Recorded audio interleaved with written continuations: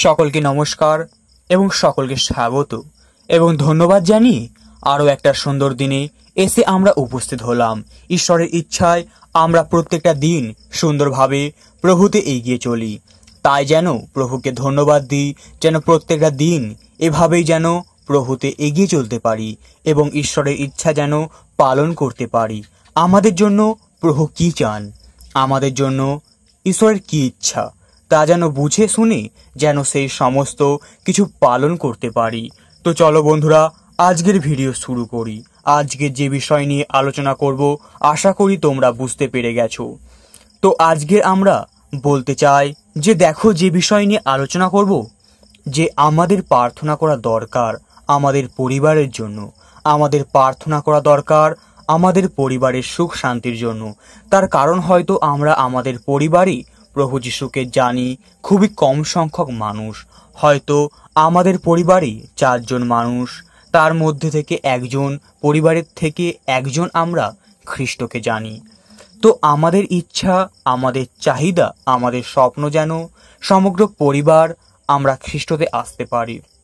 আমাদের প্রত্যেকেরই আশা থাকে এবং এই মহান প্রত্যাশার ওপরে ভিত্তি করেই আমরা খ্রিস্টের প্রতি বিশ্বাসকে ধরে রাখি যে একদিন আমাদের পুরো পরিবার প্রভু যিশুর নামের গৌরব করবে। তাই তো আমি বিশ্বাস করি আমাদের প্রত্যেকের এই আশা ভরসা আছে এবং তার জন্য আমরা প্রার্থনা করি। শুধু তাই নয়, এই কারণের জন্য আমাদেরকে কত রকমের প্রবলেম ফেস করতে হয়, কত রকমের প্রবলেমে পড়তে হয়, তার কোনো ঠিক ঠিকানা থাকে না। যেই পরিবারে একা প্রভু যিশুকে জানে, সেই পরিবারে যে কত রকমের সমস্যা আসে, সেই ব্যক্তি জানেন যে তার পরিবারে কত প্রবলেম তাকে ফেস করতে হয়। তোমরা প্রত্যেকে জানো, যারা যারা একা পরিবারে প্রভু যিশুকে জানো, সেটা তোমরা ঘরের গৃহবধূ হও কিংবা ঘরের যিনি কর্তা, একটা বাড়ির যিনি কর্তা, যিনি হেড, তিনি হও না কেন, যারা খ্রিস্টকে পরিবার থেকে একা জানি। শুধু তাই নয়, যদি আজকের একজন ইহুদ ছেলে মেয়ে প্রভু যিশুকে একা জানে, তার পরিবারের থেকে, সেই পরিবার থেকেও তার যে কত রকমের প্রবলেম আসতে হয়, তাকে পড়তে হয়, সে ব্যক্তি একমাত্র জানি। তাই আমি বলছি যে এই সমস্ত কারণের জন্য অনেক রকমের অশান্তি আমাদের পরিবারে আসে, অনেক রকমের অশান্তি সৃষ্টি হয়, অনেক রকমের সমস্যা সৃষ্টি হয়।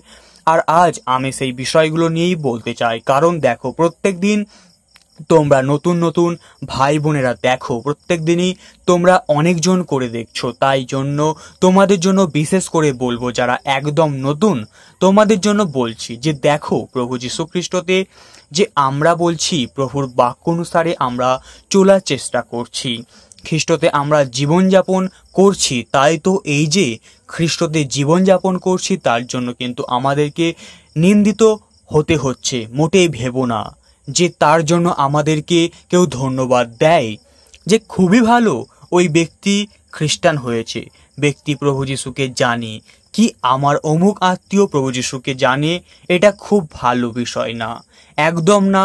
মানুষ তার জন্য আমাদেরকে নিন্দিত করে, একদমই। তাই এটা সবসময় মাথায় রাখতে হবে যে খ্রিস্টীয় জীবনযাপন করছো যখন, তোমাকে নিয়ে কেউ প্রশংসা করবে না, বরং তোমাকে নিয়ে উল্টোটাই বলবে। কিন্তু হ্যাঁ, খুবই কম সংখ্যক মানুষ আছেন যারা কিছুই বলেন না, যারা মনে মনে খুশিও হন, তাদের ব্যাপারটা আলাদা। এবং আমি বিশ্বাস যে তারা প্রভু যিশুকে বিশ্বাস করে, কিন্তু যারা নিন্দিত করে, আমি সেই বিষয় নিয়ে বলছি। যখন তুমি প্রভু যিশুতে চলতে গিয়ে, খ্রিস্টের পথে হাঁটতে গিয়ে নিন্দিত হচ্ছ, তখন সর্বপ্রথম একটা বিষয় মাথায় রাখবে। কারণ আমরা অনেকেই আছি হয়তো বাইবেল পড়ি না, নিজের কাজে ব্যস্ততা থাকে, অত গুরুত্ব দিয়ে পড়ি না, ঠিক আছে, কিন্তু পড়াটা খুবই দরকার। আমি রোজগারের মতন বারবার বলবো, তবে হ্যাঁ, ঈশ্বরের বাক্যটাও শোনা খুবই দরকার। তাই আমি বলতে চাই যে যখন খ্রিস্টীয় জীবনে চলতে চলতে নিন্দা আসছে, তখন ঈশ্বরের এই বাক্য মাথায় রেখো। প্রভু যিশু যেমন বলেছেন, মথি লিখিত সুসমাচার তার 5 অধ্যায় 10 পদ থেকে বলেছে, ধন্য যাহারা ধার্মিকতার জন্য তাড়িত হয়ে আছে, কারণ স্বর্গরাজ্য তাদেরই। ধন্য তোমরা যখন লোকে আমার জন্য তোমাদিগকে নিন্দা ও ধারণা করে এবং মিথ্যা করিয়া তোমাদের বিরুদ্ধে সর্বপ্রকার মন্দ কথা বলে। আনন্দ করিও, উল্লাসিত হয়েও, কেননা স্বর্গে তোমাদের পুরস্কার প্রচুর। অর্থাৎ প্রভু যীশু বলেই দিয়েছেন, যখন লোকে খ্রিস্টের জন্য আমাদেরকে নিন্দিত করে, যখন আমরা ধার্মিকতার জন্য তাড়িত হচ্ছি, প্রভু যীশুকে জানে বলে মানুষ যখন আমাদের নিন্দা করে, খ্রিস্ট তখন বলেন, তার জন্য তোমরা আনন্দ হও, আনন্দ করো, উল্লাসিত হও, কারণ স্বর্গে তোমাদের জন্য পুরস্কার প্রচুর। কাজেই প্রভু যীশুতে চলছি, তার জন্য আমরা পরিবারে আজকের এই মানুষ নিন্দা করছে আমাকে নিয়ে, আর তার জন্য পরিবারে অশান্তি হচ্ছে। দেখো, পরিবারে অশান্তি হওয়ার অনেক কারণ থাকে, বিভিন্ন পরিবারে বিভিন্ন রকমের অশান্তি হবেই, কারণ পরিবার যখন আছে সমস্যা তখন থাকবে, সেখানে সমস্যার সমাধানও থাকে, কিন্তু কিছুক্ষণের জন্য হলেও অশান্তি সৃষ্টি হয়। কিন্তু যেই সময়গুলো অশান্তি হয় ওই সময়গুলো চুপ থাকা দরকার। খুবই তুমুল অশান্তি হতেই পারে, যে আজকে তুমি প্রভু যীশুকে জানো বলে পরিবারে তোমাকে থাকতে দেওয়া হবে না, ঘর থেকে বের করে দেওয়া হবে, আর তার জন্য অনেক মানুষ তোমাকে নিয়ে খারাপ বলছে, কিন্তু সেই সময় যদি তাদের বিরুদ্ধে গিয়ে তাদের মতন করে তুমিও তাদের সাথে অশান্তি করো, সেখানে কিছু কিন্তু ঈশ্বরের গৌরব হয় না, বরং তুমি দিয়া বলে ট্র্যাপে পড়ে যাও। তখন কিন্তু সময়গুলোতে যদি প্রার্থনা করো সত্যের পথ, সঠিক পথ, তখন প্রভু দেখাবেন। যারা তোমার সঙ্গে অশান্তি করছে তাদের জন্য প্রার্থনা করো, যেন প্রভু তাদের মন পরিবর্তন করে, যেন প্রভু তাদেরকে সত্য শিক্ষা দান করেন, পবিত্র আত্মা যেন তাদের জীবনে কাজ করেন। তাদের জন্য প্রার্থনা করো, তারপরে তার পরিণাম দেখবে যে প্রার্থনার উত্তর তুমি পাও কিনা। আবার এমনও হতে পারে যখন তুমি তোমার পরিবার থেকে পরিবারের সকল মানুষের কাছে প্রভু যীশুর নাম বলছো, প্রভু যীশুর বাক্য প্রচার করছো, কিন্তু তারা শুনতে চাইছে না, শুনতে তো চাইছেই না, বরং যেইটুকু শুনছে তা নিয়ে বিভিন্ন তর্কযুক্তি, বিবাদ, এরকম করতে করতে এক খারাপ পরিস্থিতি তৈরি হয়ে যায়। তখন আমি তোমার জন্য বলতে চাই, যখন তাদের কাছে প্রভুর বাক্য দিচ্ছ, যখন তোমার ইচ্ছা, তোমার চাওয়া, প্রত্যাশা, আশা রয়েছে যে তোমার পরিবার সম্পূর্ণভাবে একদিন প্রভুকে বিশ্বাস করবে এবং তোমার পরিবার তাতে পরিত্রাণ প্রাপ্ত হবে, তোমার পরিবার তাতে রক্ষা পাবে, যখন এই সম্পূর্ণ বিশ্বাস প্রভু আছে, তখন বলবো, যখন পরিবারের কাছে প্রভুর বাক্য বলছো তার আগে প্রার্থনা করে নাও। হঠাৎ করে তাদের কাছে বলতে বসলে তারা নাও শুনতে পারে। আমাদের বুদ্ধিপূর্বক চলতে হবে, কিংবা যখন তখন যে কোনো সময় যদি তাদের কাছে বলি তাতেও তারা নাও শুনতে পারে। একদমই তাই, কারণ সব সময় মানুষের সমস্ত কিছু শোনার মন থাকে না। সেই কারণের জন্য যখন বলবে তার আগে প্রার্থনা করে নেবে এবং সঠিক সময় বসে তাদের কাছে বলো, যেই সময়টা তারা শুনবে, এবং হয়তো সেই সময়ের জন্য যদি তাদের কাছে সেই সত্য শিক্ষা দান করো, প্রভুর সত্য শিক্ষা তারা হয়তো গ্রহণ করতে পারে। কিন্তু যেন যে বিষয় তা হলো সময় বুঝে প্রার্থনা করে তারপর তাদের কাছে প্রভুর বাক্য বলো। আর একটা বিষয় কি, যখন আমরা প্রভু যীশুকে জানি বলে কেউ আমাদের প্রশংসা করছে, তখন আমি বলতে চাই এই সময়গুলোতেও আনন্দিত হইও না, কারণ প্রভু যীশুকে জানো বলে যখন তোমার কেউ প্রশংসা করে তাতে তোমার কিছুই যেন না এসে যায়, কারণ দেখা যায় ওই প্রশংসার মধ্য দিয়ে তোমার জীবনে প্রলোভন চলে আসছে।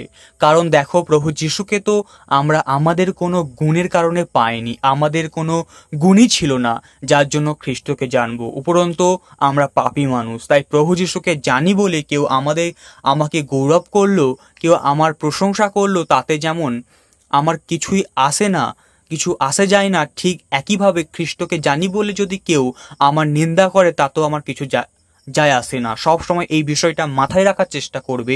তুমি আজকের প্রভুকে জানো বলে কেউ তোমার বাহবা করলো, তাতে যেন তোমার গর্ববোধ না হয়, কিংবা প্রভু যীশুকে জানো বলে কেউ তোমার নিন্দা করলো, তাতে যেন তোমার দুঃখবোধ না হয়।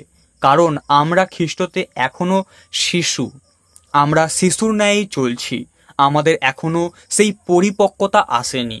আমরা এখনো সেই সামান্য প্রশংসার মধ্য দিয়ে প্রলোভনে পড়ে যাই, কিংবা সেই সামান্য নির্যাতনের মধ্য দিয়েই ক্লেশ বা দুঃখের মধ্যে পড়ে যায়। আমরা এখনো শিশুর ন্যায় চলছি। খ্রিস্টকে সত্যভাবে জানার জন্য যে বোধ এখনো সে বোধ আমাদের জন্মায়নি। তাই জন্য আমি বলতে চাই, কখনো যেন প্রশংসায় যেন মুগ্ধ না হয়ে পড়ি, কখনো যেন দুঃখতে যেন কষ্ট না পাই। কারণ বাইবেল বলছে কোনো দুঃখ কষ্ট যন্ত্রণাই প্রভু থেকে আমাদের আলাদা করতে পারবে না। তাই যেমন আজকের বিষয় নিয়েছি যে পরিবারে অশান্তি আসতে দাও। তোমার পরিবারে যদি প্রভু যিশুকে জানা নিয়ে অশান্তি আসে, তাহলে তো আরো বেশি করে তা আসতে দাও। কারণ ওই সময়গুলোতেই সমস্ত কিছুর থেকে বেশি যা দরকার তা হলো তোমার বিশ্বাসে তোমাকে দৃঢ় থাকতে হতে হবে। ওই সময়গুলোতেই তোমার জীবনে বিশ্বাসের পরীক্ষা চলছে। তাই ঈশ্বরের বাক্য যেমন বলছে, রোমিও তার অধ্যায় 35 পদ, যে খ্রিস্টের প্রেম হইতে কে আমাদেরকে পৃথক করিবে? কি ক্লেশ, কি সংকট, কি তাড়না, কি দুর্ভিক্ষ, কি প্রাণ সংশয়, কি লঙ্গতা, কি খড়, কোনো কিছুই আমাদেরকে খ্রিস্টের প্রেম থেকে পৃথক করতে পারবে না। প্রভু যিশুতে চলতে গেলে, প্রভু যিশুতে হাঁটতে গেলে, খ্রিস্টের পদাঙ্ক অনুসরণ করতে গেলে আগে নিজেকে প্রস্তুত করো এইভাবে যে প্রভু আমার জীবনে যাই আসুক না কেন, আমার জীবনে যে প্রবলেম, যে সমস্যা, যেই দুর্ভিক্ষ, যেই মহামারী, যেই যন্ত্রণা, যেই ক্লেশ আসুক না কেন, তোমার থেকে আমি আলাদা হব না। ইভেন আমরা প্রলোভনের মধ্যেও পড়ে যাই এবং সেই প্রলোভন আমাদেরকে প্রভুর থেকে হয়তো সরিয়ে নিয়ে যেতে পারে। আমাদের ইচ্ছা অনিচ্ছার ওপর নির্ভর করেও অনেক সময় আমরা খ্রিস্টের থেকে হারিয়ে যাই। কিন্তু আগে নিজেকে খ্রিস্টেতে শেষ পর্যন্ত ধরে রাখার জন্য এই দৃঢ় প্রতিজ্ঞায় আসো যে কোনো কিছুই, কোনো সংকট, কোনো দুঃখ, কোনো যন্ত্রণা, কোনো তাড়না, কোনো প্রাণ সংসার, কোনো কিছুই খ্রিস্টের প্রেম থেকে আমাদেরকে আলাদা করতে পারবে না। এই জন্য বললাম যে পরিবারে অনেক কারণে অশান্তি আসে। যদি প্রভু যিশুকে জানা নিয়ে অশান্তি আসে, তাহলে আগে এই কাজটা করো। আগে নিজের জায়গায় নিজে স্থির হও, আগে নিজের দৃঢ় প্রতিজ্ঞায় আসো যে যাই সমস্যা আসুক না কেন, বিশ্বাস করি একদিনের সকল সমস্যা কেটে যাবে এবং তারা প্রভু যিশুকে জানবে। এই যদি বিশ্বাসটা মনের মধ্যে থাকে, তাহলে আমি বলতে চাই প্রত্যেক দিন প্রার্থনা করো, নিজের পরিবার যেন প্রভুকে জানতে পারে, নিজের পরিবার যেন খ্রিস্টতে এসে রক্ষা পায়, তার জন্য প্রত্যেকটা দিন প্রার্থনা করো। এবং তোমার ওই প্রার্থনার মধ্যে কি থাকবে সত্য বাক্য। তোমার ওই প্রার্থনার মধ্যে ঈশ্বরের কাছে চাহিদা থাকবে, যেই চাহিদা প্রভুর ইচ্ছা, অর্থাৎ তোমার চাহিদা হবে ঈশ্বরের ইচ্ছা অনুসারে। এখন প্রশ্ন হলো যে তাহলে কিভাবে প্রার্থনা করব?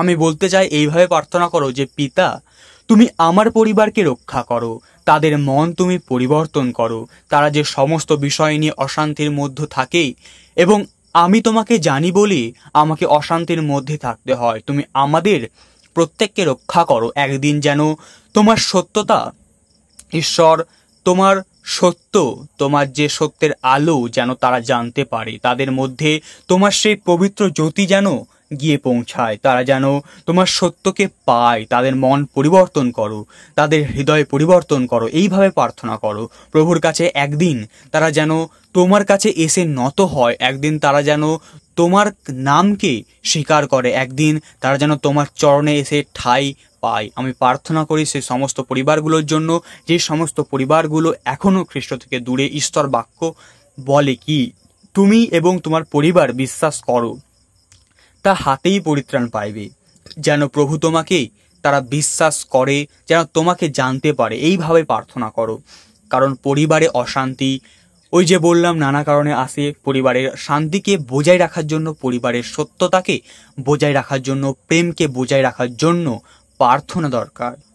যেন সবসময় তোমার পরিবারকে প্রভু ঈশ্বর চালনা করেন, যেন সবসময় তোমার পরিবারের মালিক যেন খ্রিস্ট হন, তার ওপর নির্ভর করে যেন তোমরা চলতে পারো। প্রত্যেকটা পরিবারের মধ্যে যা যা দরকার, প্রত্যেকজনের যা যা দরকার, সবটা যেন প্রভুর কাছে বলতে পারো। এই কারণের জন্য আমি আজকের এই বিষয়টা বলতে চাই, কারণ আমি বিশ্বাস করি যে এখনো যারা ভিডিও দেখছো তোমাদের প্রত্যেকের পরিবার আছে। হয়তো তোমরা তোমার সম্পূর্ণ পরিবার তোমার প্রভুতে বিশ্বাসী কিংবা প্রভু যিশুতেই চলছো, আর না হলে পরিবারের দুজন, না হলে পরিবারের একজন। কারণ আমরা যে সমাজে বাস করি, আমরা যে সোসাইটিতে রয়েছি, তা হলো মিক্স, সব কিছু আছে আমাদের সমাজে, সবাই আছে।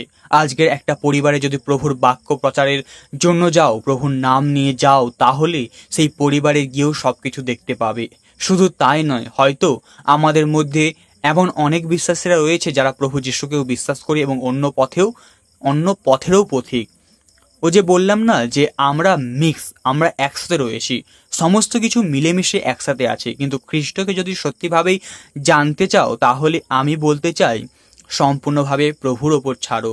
হতে পারে তোমার পরিবারে তুমি প্রভুকে বিশ্বাস করো, তুমি শুধু প্রভুর পথের পথিক, কিন্তু তোমার পরিবারে আরও 5 জন যারা আছে তারা প্রভুকেও বিশ্বাস করে এবং সেই পরিবারে আরও অন্যান্য সমস্ত যারা রয়েছেন তাদেরকেও আরাধনা করে।